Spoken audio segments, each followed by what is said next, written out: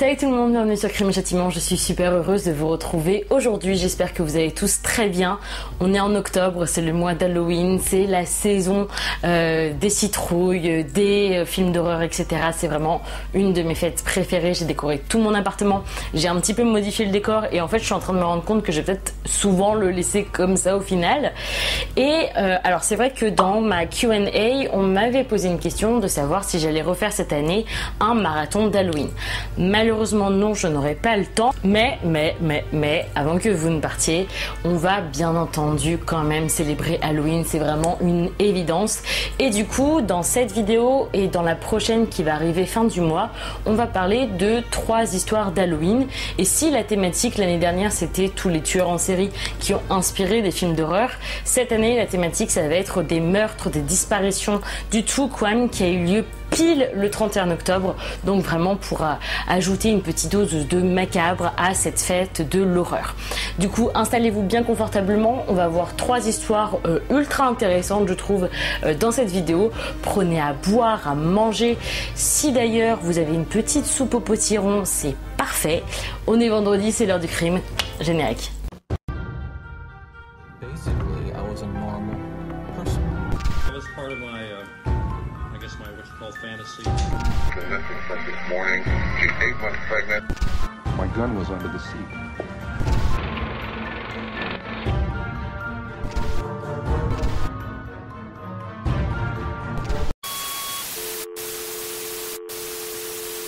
Notre première histoire, c'est celle de Lisa French, une enfant de 9 ans qui, en 1973, alors qu'elle partait faire trick or treat, un bonbon ou un sort, elle a mystérieusement disparu et elle a été retrouvée dans des circonstances absolument horribles. Alors Lisa, franchement, c'est une enfant absolument adorable. Elle est toute mignonne, super sympa, super gentille, un peu comme toutes les autres enfants, on va dire. Et forcément, puisqu'il y a une tradition d'Halloween beaucoup plus poussée aux États-Unis, elle est ultra excitée de faire justement sa petite tournée.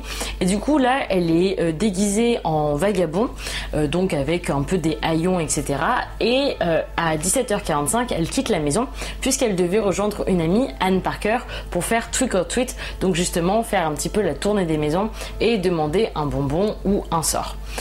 Seulement Anne, elle a été punie par ses parents et du coup Lisa, elle se dit bon bah c'est pas grave, je vais quand même faire ma tournée toute seule parce que j'ai quand même envie d'avoir des bonbons. Faut savoir qu'elle habite à Fond du Lac dans le Wisconsin et que globalement c'est une communauté très très proche, tout le monde se connaît et c'est vrai que le soir d'Halloween il y a vraiment tout le monde dans la rue, donc c'est pas très dangereux normalement pour une enfant de 9 ans d'être toute seule et de faire trick or treat toute seule puisqu'il y a un peu des parents de partout, il y a des enfants de partout, donc voilà. Seulement quand Lisa va sonner à la porte de Gerard Miles Turner Jr., ça va être la dernière fois qu'on va la voir en vie. Alors Turner, c'est un de ses voisins, en apparence sympathique, mais bon, l'habit ne fait pas le moine. Et au début, ils vont parler de bonbons, de Halloween, jusqu'à ce que Turner va l'emmener, l'appâter, on va dire un petit peu, dans sa chambre, avant de la violer de façon très très brutale et de la tuer. Alors après, il va essayer quand même de les réanimer, donc on ne sait pas vraiment si c'est par remords ou autre, mais ça va être coupé court puisque sa petite amie Arlene va arriver à ce moment-là. Alors là, il va faire un petit peu diversion, il va l'empêcher d'aller dans la salle de bain en disant qu'il est malade, qu'il se sent pas de sortir, etc. Et du coup, à 20h, sa petite amie va partir voir sa mère et c'est là qu'il va se mettre un petit peu en action. Puisque là, Turner va entasser les vêtements dans un sac poubelle ainsi que son corps. Bon, c'est une enfant de 9 ans, on suppose qu'avec les sacs poubelles taille américaine, ça peut tout à fait rentrer. Et il va prendre la voiture et il va rouler à toute vitesse vers Taishida, qui est une petite ville à 10 minutes en voiture, à 5 miles, donc vraiment pas très très loin. Et là, il va la cacher dans un champ à côté d'une barrière barbelée. Et on suppose quand même qu'il était assez lucide dans ses actes, puisqu'il va avoir des chaussettes aux pieds et des chaussettes aux mains. Alors chaussettes aux pieds, puisqu'il ne veut pas laisser de traces par terre. C'est vrai que c'est quand même, le champ c'est une terre agricole, c'est facile de laisser des traces de bottes, même si vu qu'on est fin octobre, il est très possible que ces traces soient effacées avec une intempérie. Et également des chaussettes sur ses mains pour éviter de laisser ses empreintes et sur la scène de crime et surtout sur le corps de Lisa. Et il va même jusqu'à aller essuyer le zipper par exemple de la parka de Lisa. Forcément, la mère de Lisa va s'inquiéter puisqu'elle avait donné comme couvre-feu à sa fille 19h.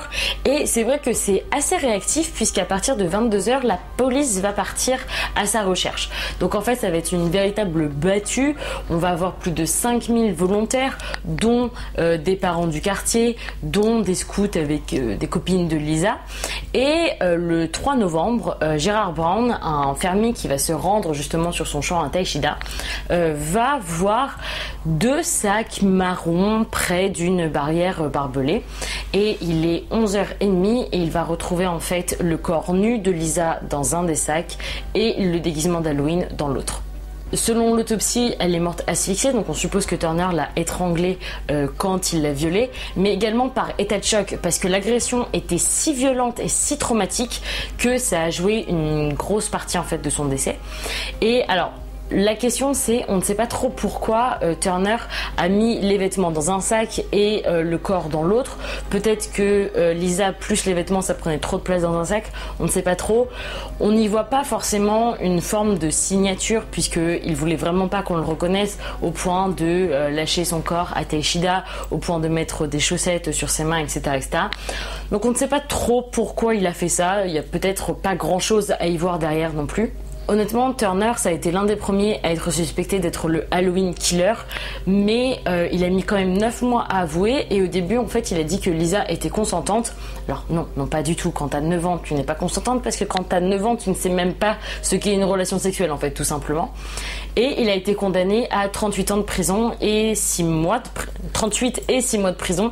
Alors, j'ai pas trop réussi à trouver pourquoi une peine aussi précise, mais bon, c'est vrai que c'est assez cocasse peut-être sur ce point-là.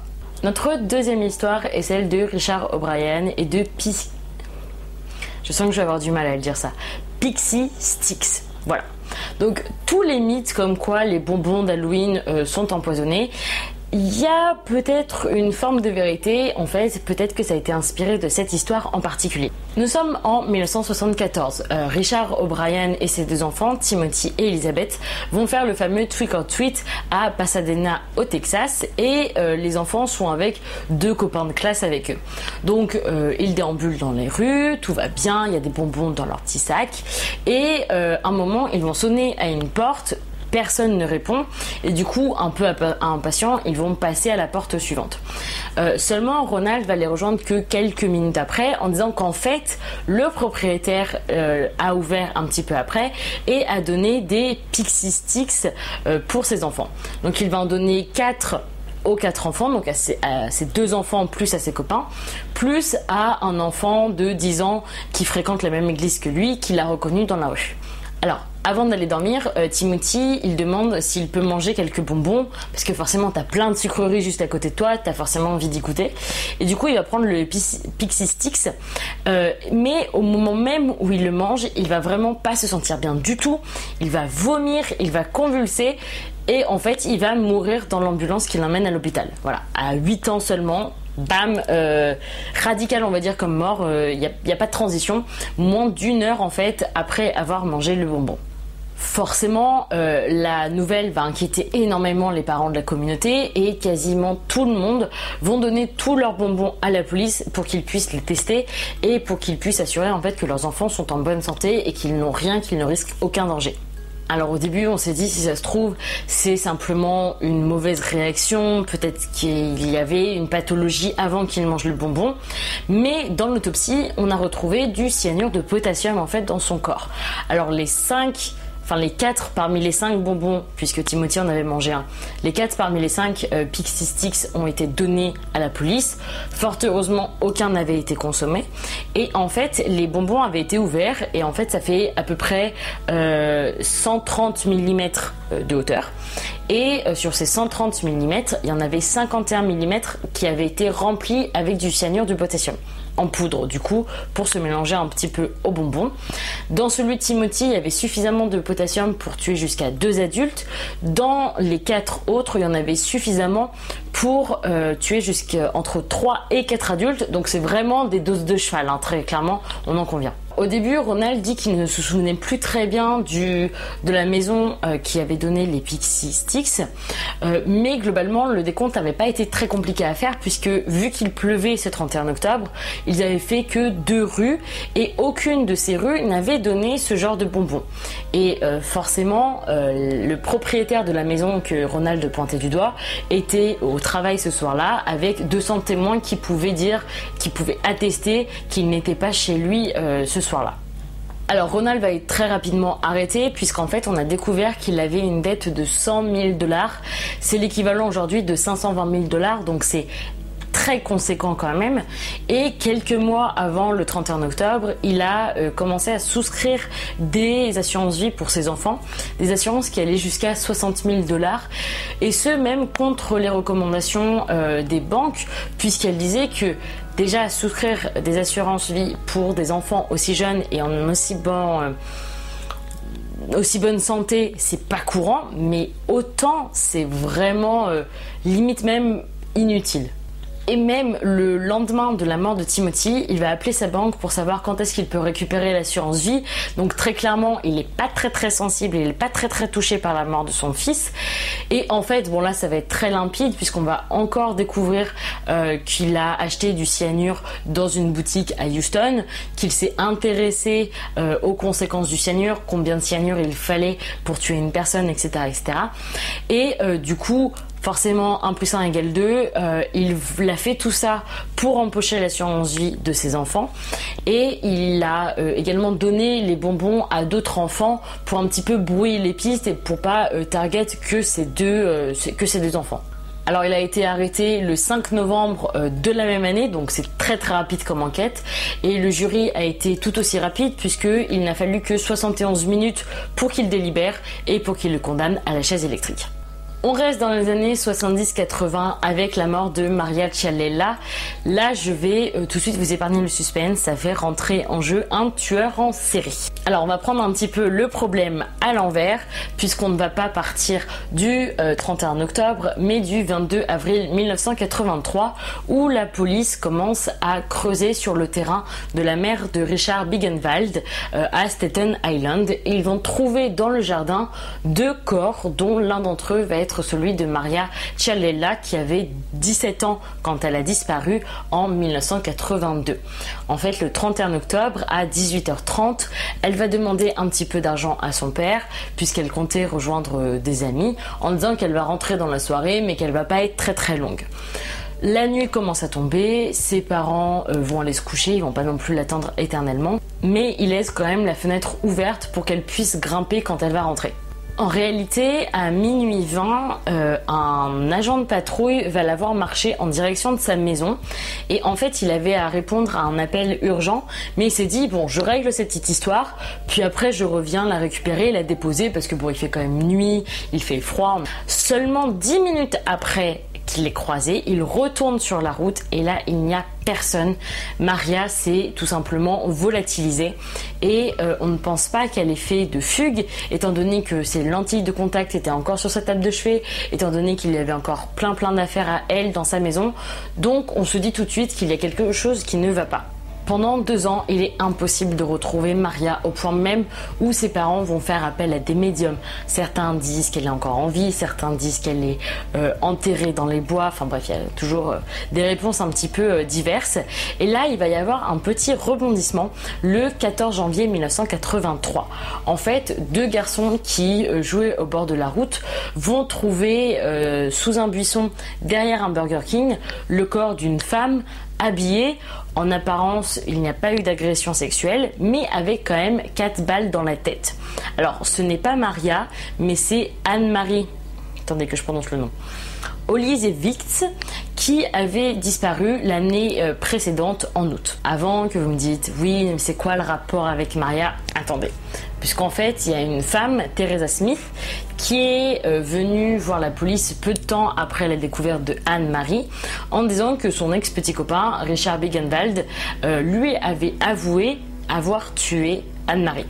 Et du coup, c'est pour ça que la police s'est rendue sur la propriété de la mère de Richard à Staten Island, qu'ils ont creusé le jardin et c'est là où ils ont trouvé le corps de Maria. Elle avait été tuée de 2 balles dans la tête, des balles dont la balistique les a reliées avec les armes de Richard. Et après sa mort, elle avait été découpée assez sommairement en 3 grandes sections pour être placée dans des sacs plastiques avant d'être enterrée. Mais on n'a pas retrouvé dans ces sacs ni les affaires personnelles, les bijoux ou même les vêtements de Maria. Donc on pense peut-être que soit le tueur les a mis autre part, s'en est débarrassé, soit il les a gardés un petit peu comme trophée. Ce fameux Richard, c'est vrai qu'il a eu quand même un passé assez troublé. Son père était alcoolique et il le battait, et à l'âge de 5 ans, il a mis le feu à sa maison avant d'être placé dans un hôpital psychiatrique. Et à partir de 9 ans, il a reçu une thérapie par électrochoc qui l'a profondément marqué, on peut s'en douter. Et en fait, son désir de tuer, c'était réellement ça, c'était un désir, c'est-à-dire qu'il voulait juste ressentir de l'adrénaline, juste le besoin, la pulsion de pouvoir tuer sans réel motif derrière, mais il a quand même fait 6 victimes à son actif. Il sera condamné en 1983 à la peine de mort, une peine de mort qui va être transformée entre guillemets à la prison en perpétuité, et il va d'ailleurs mourir en prison en 2008. Donc voilà, c'est la fin de cette vidéo. J'espère que vous avez bien aimé ces 3 histoires. Dites-moi laquelle vous avez préférée. C'est vrai que c'est des mécaniques assez différentes, donc j'ai trouvé ça plutôt intéressant de les mettre un petit peu côte à côte. 3 histoires nous attendent encore pour la prochaine vidéo qui là va être à quelques jours à peine d'Halloween. Dites-moi comment vous célébrez vous Halloween, si vous aimez autant que moi, quels vont être vos déguisements et autres. J'espère en tout cas que vous avez bien aimé cette vidéo. N'hésitez pas à mettre un petit pouce bleu, ça fait toujours plaisir, à vous abonner, à activer la petite cloche pour avoir toutes les notifications. Et puis bah écoutez, malheureusement encore une fois mon emploi de temps est un peu chargé en ce moment, donc on va ne se retrouver que dans 2 semaines. Ciao.